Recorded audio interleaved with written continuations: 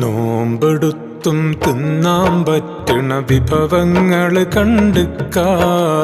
നിസ്കാരപ്പായയിൽ കിട്ടണ തേൻ മധുരം കഴിച്ചിക്കാ. നോമ്പെടുത്തും തിന്നാൻ പറ്റണ വിഭവങ്ങള് കണ്ടുക്കാ. നിസ്കാരപ്പായയിൽ കിട്ടണ തേൻ മധുരം കഴിച്ചിക്കാ. സ്വതക്കാത്ത് കൊടുത്താൽ കൂടണ മൊഞ്ചഴകില് നടന്നിക്കാ.